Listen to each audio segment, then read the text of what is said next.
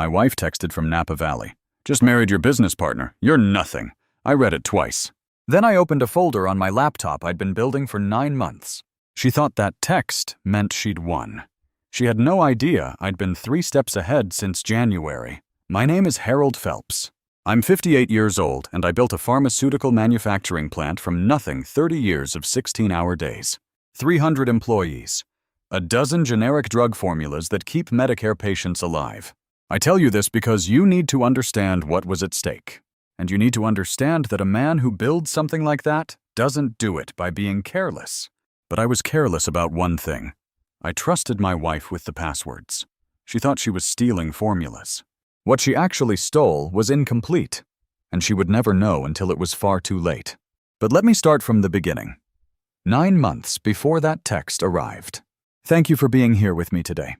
Before we begin, drop a quick comment and let me know, is it morning, afternoon, or late night where you are? I read every single one. Just a note, some details in this story have been adjusted for storytelling and learning. The heart of it, the message, is what I hope stays with you.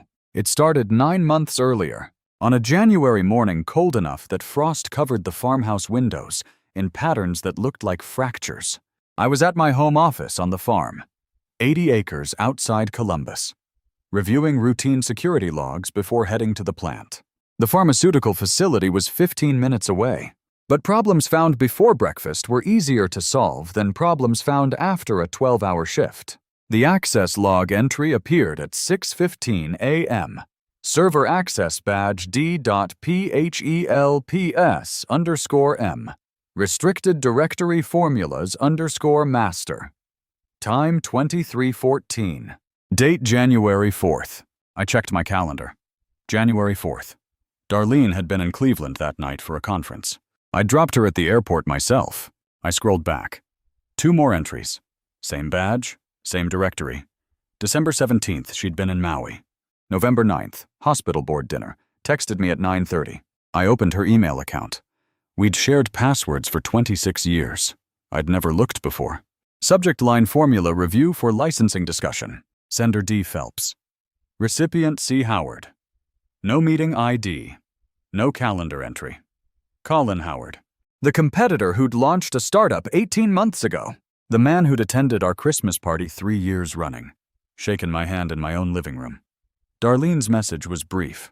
Per our discussion, I'll need access to the formulation documentation before we finalize terms.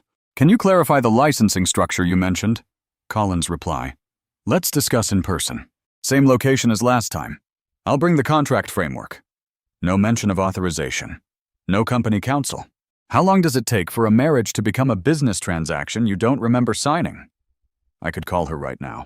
Demand an explanation. Watch her construct a lie in real time. Or I could wait and see how deep this goes. I took a screenshot. Opened a new document timeline of unusual access. January 2025. My hands were steady. This was data collection, nothing more. Chester Burns, 55 and the plant's floor manager for 2 decades.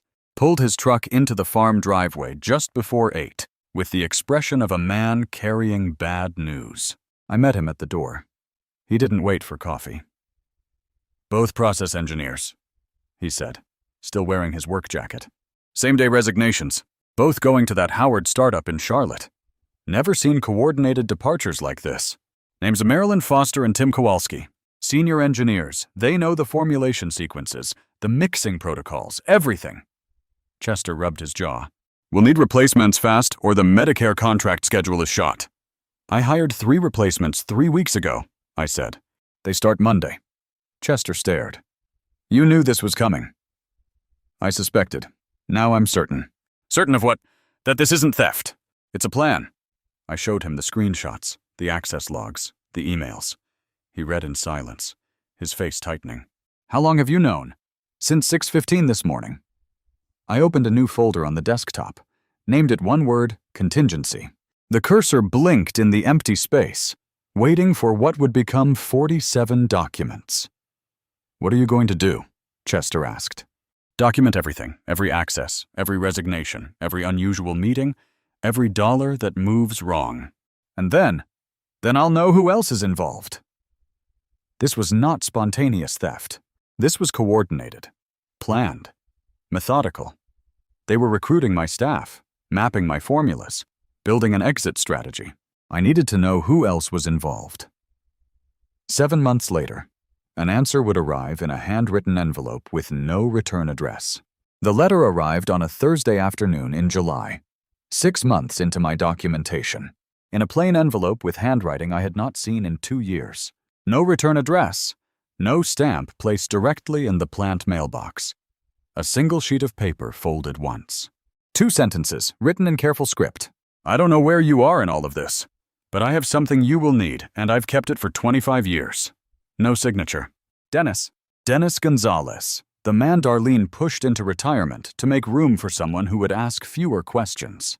The pharmaceutical chemist who had spent 25 years developing every formula in our facility, who had walked out 2 years ago with a pension 30% less than he'd earned. I checked the contingency folder on my laptop.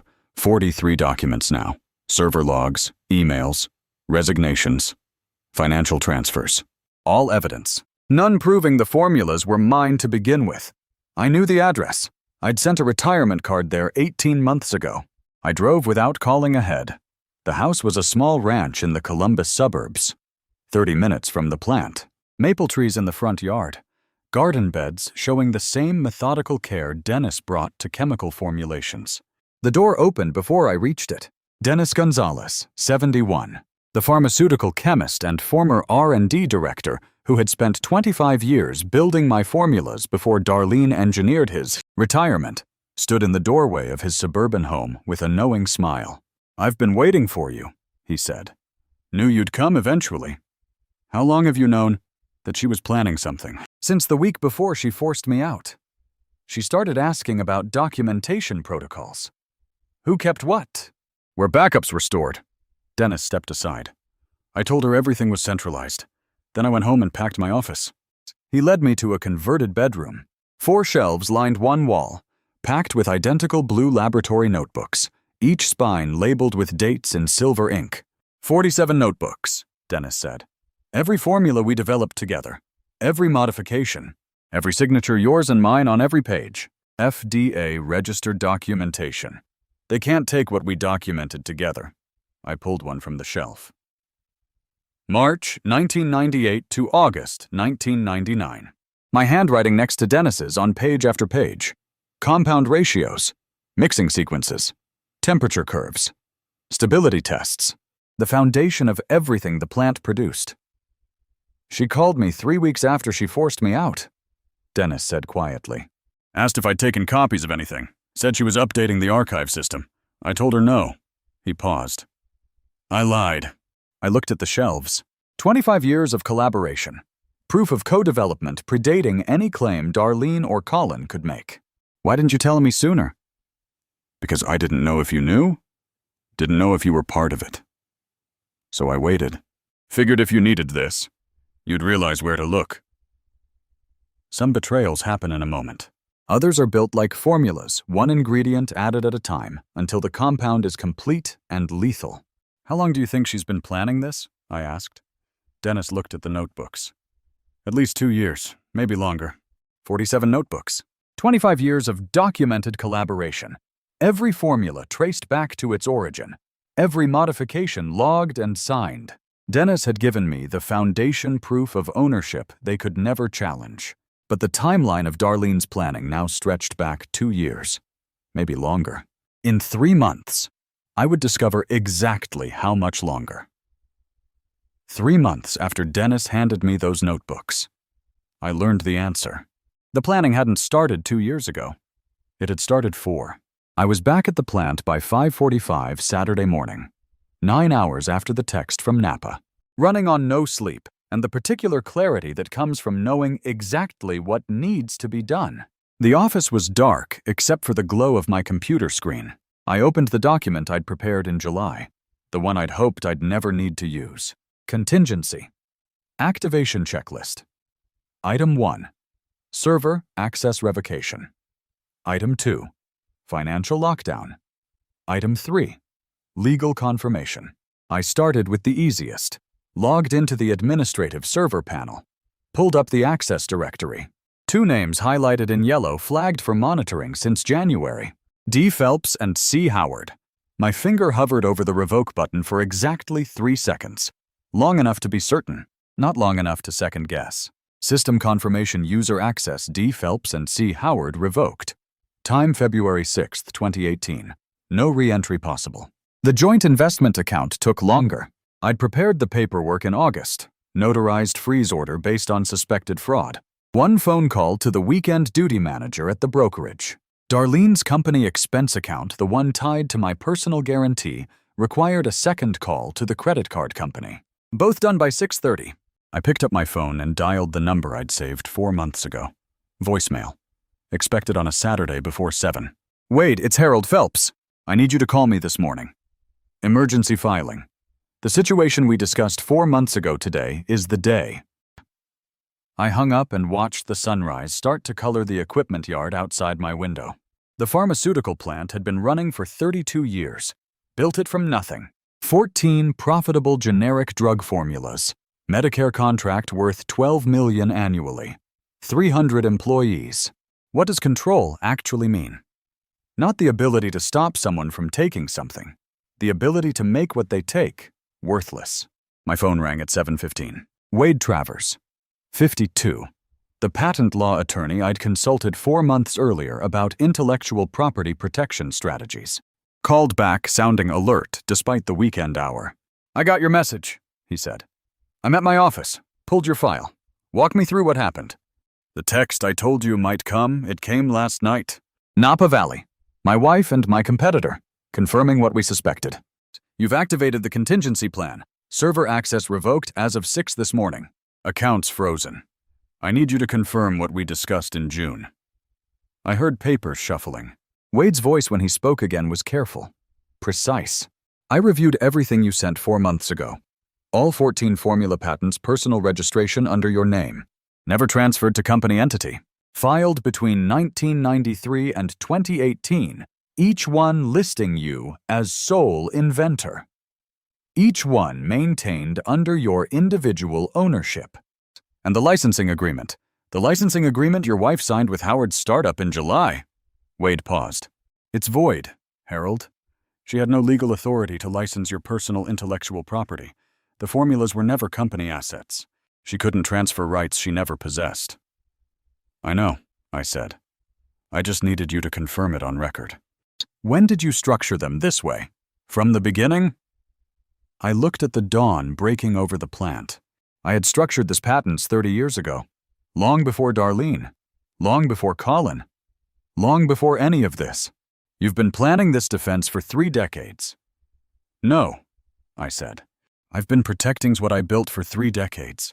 I just didn't know I'd need to use it like this.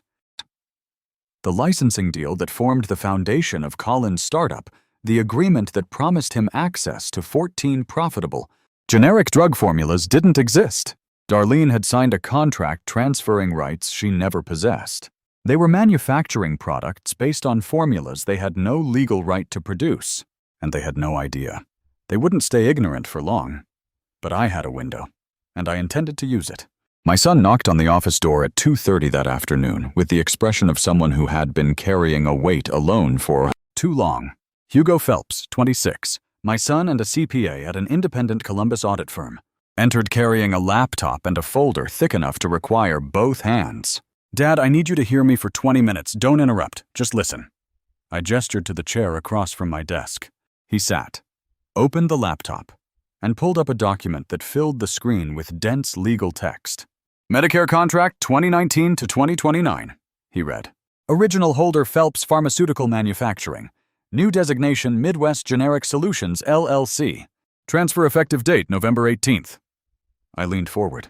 What is Midwest Generic Solutions? An LLC formed 4 months ago, registered in Delaware. 2 directors listed.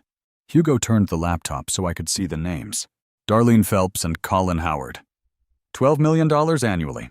The Medicare contract was the financial backbone of the plant. The guaranteed revenue that allowed us to maintain 300 employees and invest in equipment upgrades. The transfer paperwork was filed 6 weeks ago. Hugo continued. It's coded as a routine entity restructure. Technically legal if you assume the person filing has authority to transfer the contract, which she doesn't, because you're the contract holder, not her. You've known for 6 weeks. I've known for 6 weeks. I didn't say anything because I needed all the evidence first. Hugo met my eyes. Like you taught me. 26 years old. My son. Standing in my office with evidence he'd spent 6 weeks assembling in silence. I had taught him patience. I had not known how well. How did you find this? I audit pharmaceutical companies. I know what the paperwork is supposed to look like. Hugo pulled up another document. I started checking after you mentioned the server access irregularities in January, found the LLC formation in August, found the Medicare transfer filing 2 weeks later. 39 days, I said, calculating. November 18th. That's when the transfer finalizes. Unless you can test it legally, which you can, because the contract is in your name personally, not the company's. Same structure as the patents. I had built redundancies into everything. Personal ownership of intellectual property. Personal signing authority on government contracts. Structural protections I'd put in place 30 years ago without knowing I'd need them this way. There's one more thing. Hugo hesitated, then slid the folder across the desk. I didn't want to show you this part. I opened it. Email printout, dated 14 months earlier. Before the Napa trip. Before the text message. Before I'd activated any contingency plan. Subject timeline from D. Phelps to C. Howard. After Medicare transfer complete. Next step is incompetency declaration. Dr. Feldman agreed to evaluation. Placement already researched. Should proceed within 30 days of financial transition to avoid legal challenge window. I read it twice. The words didn't change. They weren't planning to leave you with nothing. Dad. Hugo's voice was quiet. They were planning to make you disappear. Some people steal your money. Some steal your work. But to steal your autonomy, your decision-making, your right to be a person in your own story, that's a different category of theft entirely. Who is Dr. Feldman? Psychiatrist in Cleveland. Darlene's hospital board connection. I haven't approached him yet. Didn't want to tip anyone off. 39 days. That was the window. After that, the Medicare contract, $12 million annually. The financial backbone of the plant would transfer to their LLC, and according to the email's timeline, the incompetency proceedings would begin within weeks of that. They had built a machine designed to erase me legally, financially, and personally. But they had made one mistake. They had left a paper trail that my son could read. Hugo and I spent Sunday documenting everything. By Monday morning, I had a strategy. What I didn't have was the evidence that would change everything. The intercom buzzed at 8:58 Monday morning with Chester's voice saying a woman from out of state was asking to see me and would not provide her name. Send her in, I said.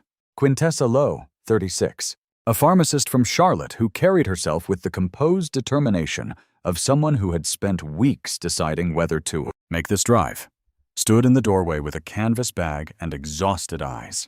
Mr. Phelps, I'm Quintessa Lowe. I was married to Colin Howard for 7 years. I'm a pharmacist in Charlotte. I left at 1 this morning to get here. I gestured to the chair.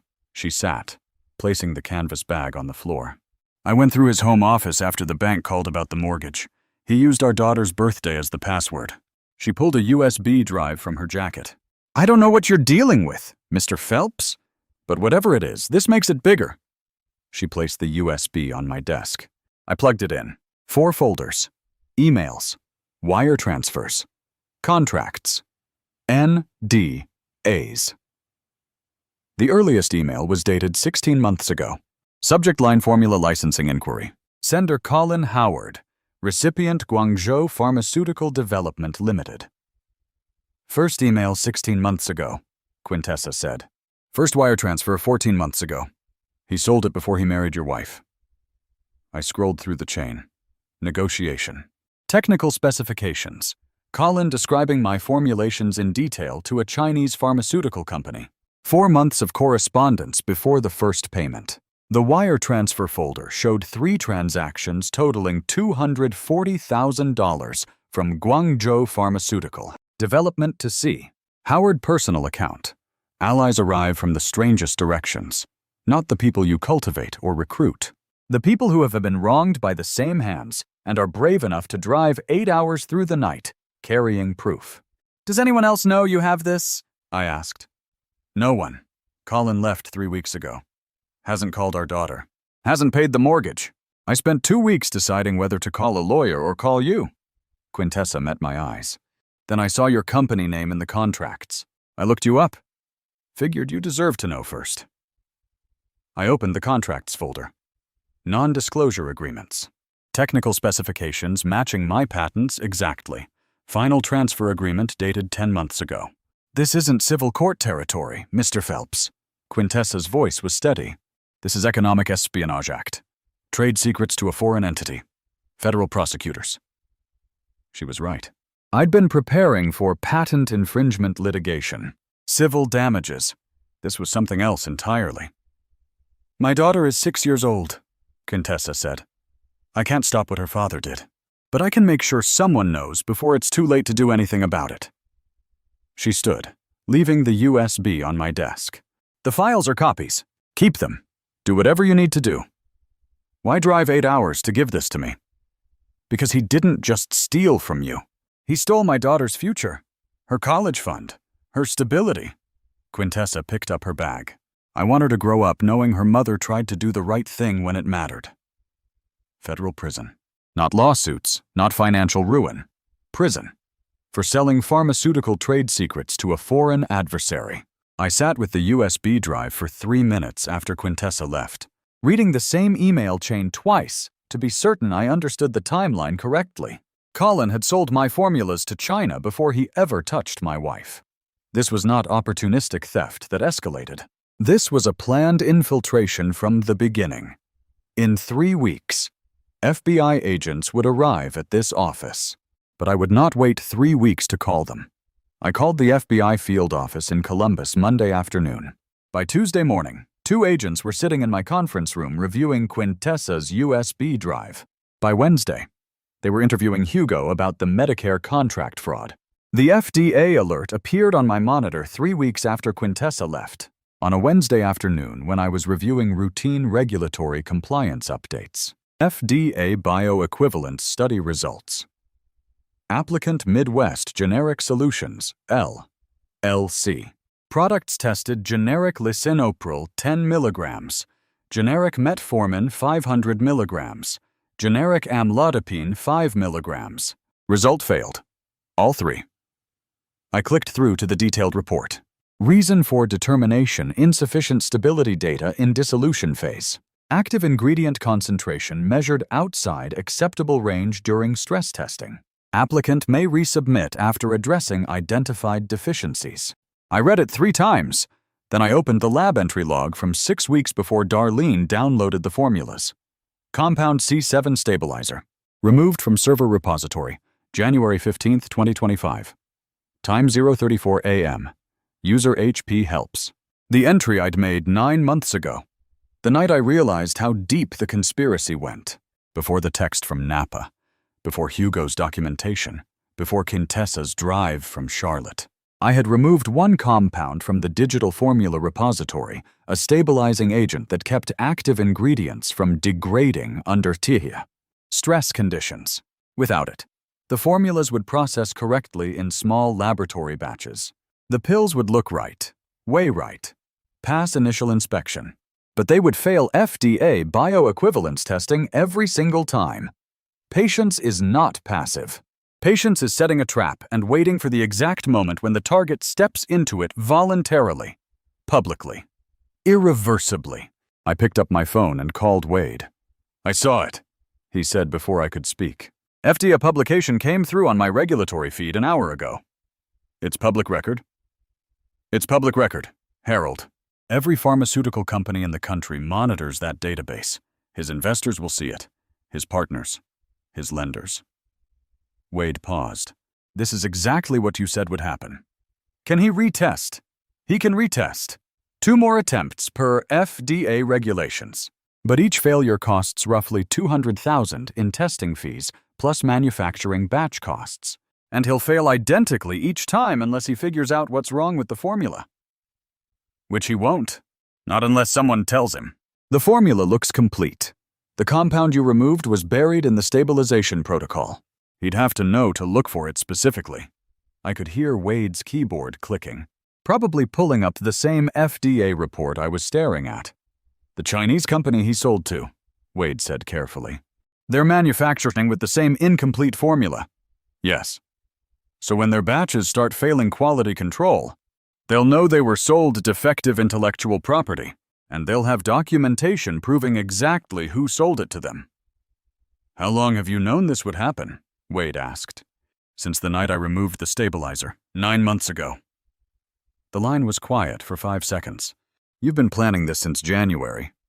I've been protecting what's mine since January, I said. This is just the first objective proof that their theft didn't work. Some traps snap shut with noise and violence. Others close so gradually the target doesn't realize they're caught until they try to move and discover they've been immobile for weeks. I sat at my desk after hanging up with Wade and allowed myself something I hadn't done in 9 months. I smiled. Colin would spend the next 3 months trying to troubleshoot the formula, running expensive analysis trying to identify contamination or processing errors. He would hire consultants, replace equipment, question his manufacturing team. He would never consider that the formula itself, the formula he and Darlene had spent 18 months planning to steal, had been incomplete from the moment it touched their hands, by the time he realized it, if he ever did. The legal machinery would already be too far advanced to stop. The legal machinery advanced faster than Colin could troubleshoot his failing formulas. The article appeared on a Tuesday morning, 1 week after the FDA published Colin's failure, with a headline designed to reframe everything local pharmaceutical CEO accused of financial abuse. I opened the link from my Google News alert. Darlene Phelps, 54, marketing director at her husband's pharmaceutical company, describes a marriage where financial access was systematically restricted. I wanted independence, she says. He responded by freezing every account. No mention of Napa Valley. No mention of formulas. No mention of Colin Howard. Just a carefully constructed narrative about a controlling husband and a woman seeking freedom. My phone rang. Wade, you saw the article? Just finished it. She filed a TRO 10 minutes ago. Emergency hearing Thursday morning. Demands immediate restoration of server access and joint account access. I pulled up my calendar. Thursday was 48 hours away. What's the legal basis? Marital asset access. She's claiming you've locked her out without cause. The judge will want to hear why you revoked access. And if the judge grants temporary access, Colin gets back into the server, Wade said. He might figure out what's missing. We have 48 hours to prepare. Whose story wins in the first 48 hours? The one with evidence, or the one that arrives first and sounds simpler? I'll need Dennis Gonzalez to testify, I said. The lab notebooks prove ownership, and Hugo's Medicare documentation shows this isn't about control, it's about theft. Can you get Dennis to court on 48 hours notice? I'll call him now. Before I tell you what happened in that emergency hearing, are you still with me? Comment A if you think the judge will side with evidence, or B if you think Darlene's sympathy narrative will win and add one reason why. Quick note, some courtroom details ahead are recreated for clarity. The lesson is what matters. I dialed Dennis's number. Dennis, I need you in court Thursday morning. Emergency hearing. Can you be there with the notebooks? The line was quiet for 3 seconds. I packed the briefcase the day after I showed them to you, Dennis said. Been sitting by the door since July. 47 notebooks. All of them. I've been ready. Something in my chest loosened. Not relief. Recognition. You knew this would come. Media sympathy is the oldest trick. Make yourself the victim before anyone sees the evidence. What time? Thursday. 9 a.m. Franklin County Courthouse. I'll be there at 8:30. I called Hugo next. He answered on the first ring. Dad, I saw the article. I need the Medicare documentation ready by Thursday morning. It's been ready since I showed it to you, Hugo said. I'll meet you at this courthouse. I hung up and sat at my desk. 48 hours. This was different from 9 months of documentation. This was reaction, not preparation. But I was not reacting alone. I had spent 9 months preparing. Now I had 48 hours to execute, but I was not alone. I had never been building this alone. 48 hours until the TRO hearing. If the judge granted Darlene's motion, Colin would have server access again, access to compare the stolen formulas against production batches, access to potentially discover what was missing. 9 months of patient construction could unravel in one emergency hearing. But Dennis Gonzalez had 47 notebooks that proved every formula belonged to me, and he had been ready to carry them into court since the day I learned they existed. Thursday morning, Dennis arrived at 8:30 carrying the briefcase. Hugo arrived 10 minutes later. We entered the courthouse together. The courtroom was smaller than I expected, pale wood and fluorescent overhead lighting, the kind of space where emergency motions are heard quickly and without ceremony. Darlene sat at the plaintiff's table with her attorney.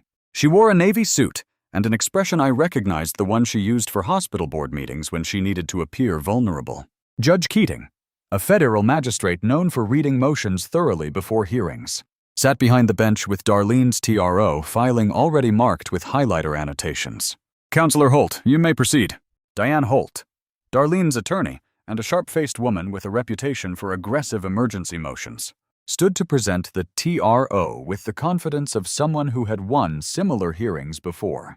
Your Honor, my client has been systematically locked out of marital assets without due process. She requires immediate restoration of access. Wade stood. Your Honor, the formulas in question are registered as personal intellectual property under my client's name, not company assets. The licensing agreement Mrs. Phelps signed had no legal foundation. She transferred rights she never possessed. Judge Keating looked up. Counselor Holt, if the patents were never transferred to the company, under what authority did your client execute a licensing agreement? Diane hesitated. Half a second. Enough. The company operates under marital partnership principles. Your Honor? That's not what I asked, Judge Keating said. I asked under what legal authority she licensed intellectual property registered to someone else. The judge didn't wait for Dennis to finish his answer. She held up one hand and said, I'd like to examine that notebook myself. Your Honor, Wade said. I'd like to call Dennis Gonzalez to authenticate the documentation. Dennis walked to the witness stand and placed the briefcase beside him. He opened it and removed the first notebook. Notebook number 1, March 12, 1994. Compound formulation C-001.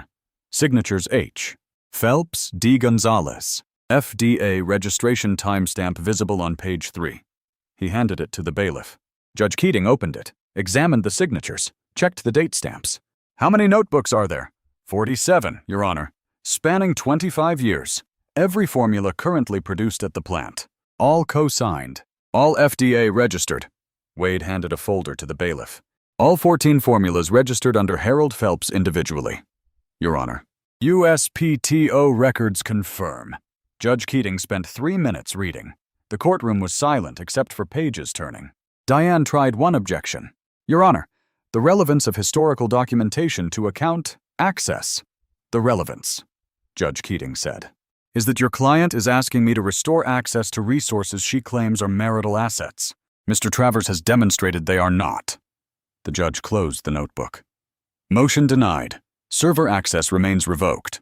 Bank accounts remain frozen pending full evidentiary hearing. Mr. Travers, I'm accepting your client's patent claim for full review. Darlene didn't look at me when the judge ruled, but I saw her hands on the table. White knuckles. Fingers pressed so hard the nail beds went pale. In a courtroom, the truth doesn't always win. But when you bring 25 years of signed, time-stamped, FDA-registered documentation, the truth has a structural advantage that sympathy cannot overcome. I watched her stand when the judge dismissed us. She moved carefully, like someone testing whether the ground would hold. Diane Holt was already packing her briefcase with the focused efficiency of someone who had just lost a battle and was calculating how much the war would cost. They had come expecting an easy emergency win. They left knowing the emergency was theirs, not mine. 3 weeks after the TRO defeat, Darlene filed for emergency mediation. The mediator recommended settlement. I declined. The FBI arrived on a Monday morning in December, 7 weeks after the text from Napa, with badges and the particular formality that comes with federal investigations. Agent Carlisle, The lead FBI investigator on the economic espionage case was a woman in her mid-40s with the measured speech pattern of someone who had testified in federal court many times. Mr. Phelps, we're here regarding the information forwarded to the Department of Justice. Economic Espionage Act violation.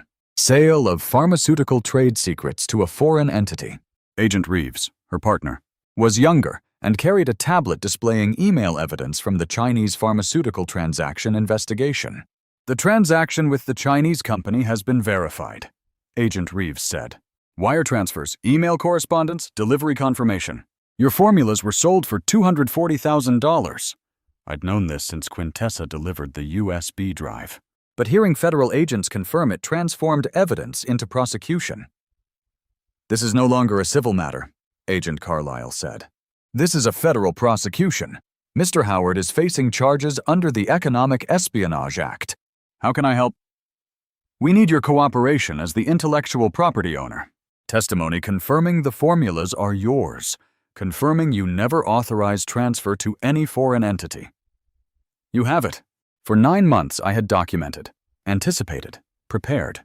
For 9 months I had believed I was seeing everything. I was wrong.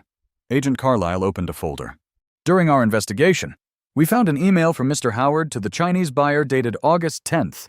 It says, "My source inside the company confirms the husband does not know about the transfer." We traced that source. She slid a document across my desk. Garrett Sutton, your IT director. He created a security log bypass 4 months ago. Allowed server access without triggering your monitoring alerts. That's how they access the formulas without your knowledge. I stared at the name. Garrett Sutton. 4 years with the company.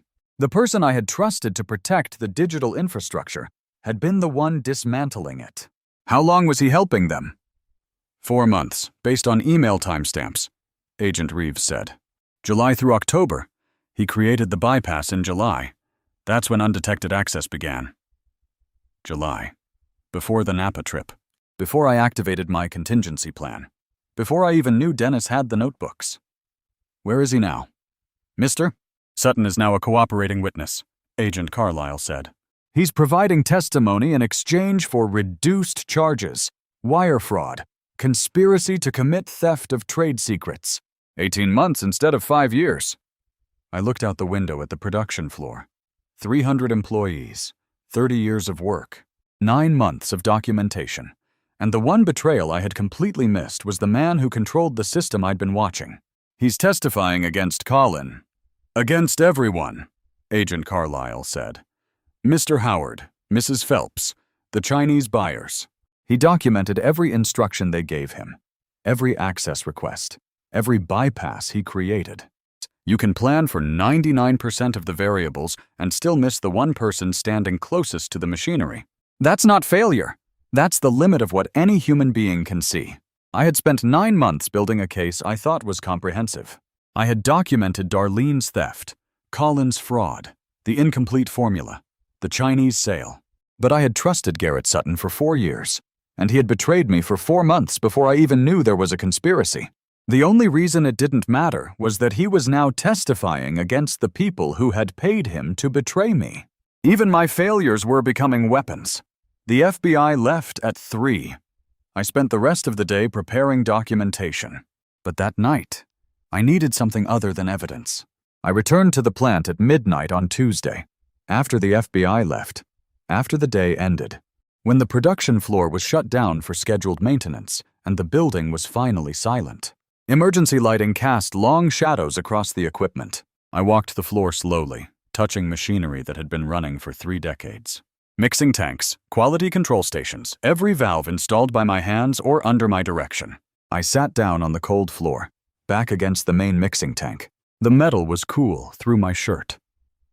The building was perfectly quiet. Why did she do it? Not why legally. Not why strategically. Why did the woman I married, the woman who came to me with nothing, who helped me file the first patent applications, who stood beside me when the bank almost foreclosed, decide I was the thing she needed to erase? I knew the answer. I'd known it for years. Buried it under server logs and patent filings.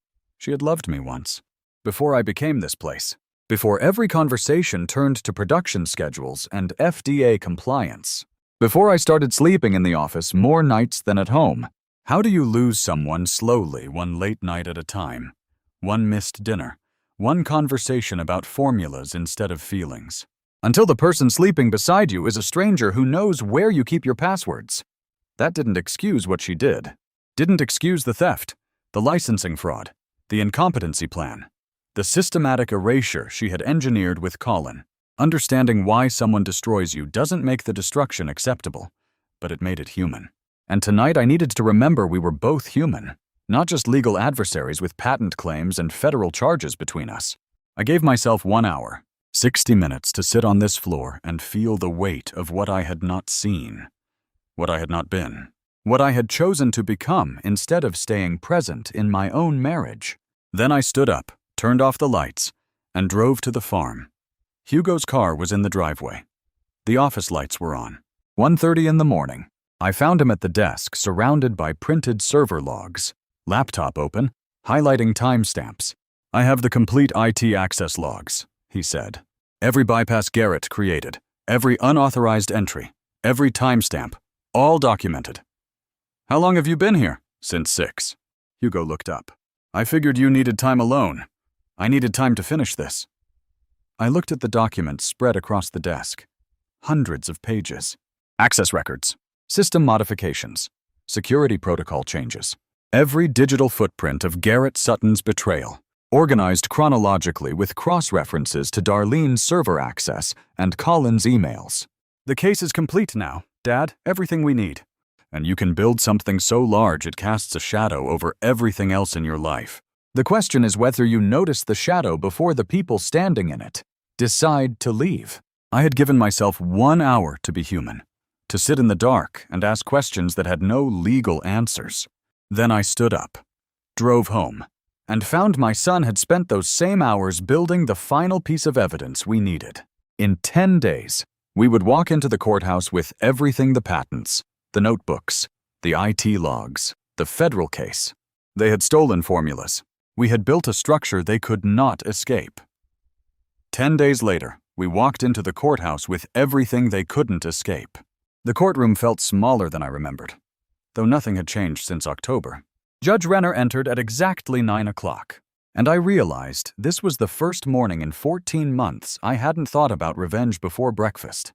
Judge Patricia Renner, 60s with steel gray hair and reading glasses on a chain, had a reputation for efficient proceedings and zero tolerance for theatrics, which probably explained why she'd been assigned our case. Darlene sat at the plaintiff's table with Diane Holt. She wore gray this time. Just stillness. I've reviewed all submitted evidence, Judge Renner said. I'm prepared to rule. She didn't pause for effect. All 14 pharmaceutical formulas remain the personal intellectual property of Harold Phelps. Patent registrations confirm individual ownership dating back to 1994. The formulas were never marital assets. Darlene's hands were flat on the table.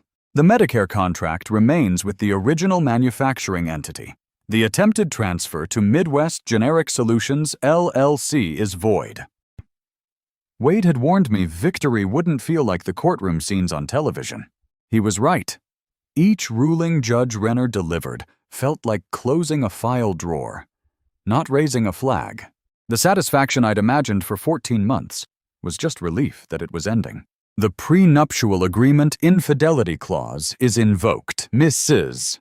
Phelps forfeits all claims to company ownership, profit sharing, and jointly held assets. Judge Renner looked at her notes. I'm also noting that IT Director Garrett Sutton's cooperation provided 18 months of documented communication showing Mrs. Phelps personally approved budget transfers funding Mr. Howard's separate laboratory facility. This goes beyond a fair participation to active conspiracy. That was the piece I hadn't known. Darlene hadn't just signed a licensing agreement. She had funded Colin's operation with company money. Mr. Colin Reeves is not present as he is facing federal charges under the Economic Espionage Act. This court's ruling will be forwarded to federal prosecutors. Judge Renner closed the folder. Judgment for the defendant on all counts. This matter is concluded. I expected to feel something larger. Instead, I felt tired. 3 weeks later, My phone rang at the farm office. December snow was falling outside. Harold, Darlene's voice was careful, hollow. I need you to understand something. I didn't know about the formula. About Collins selling incomplete versions to China.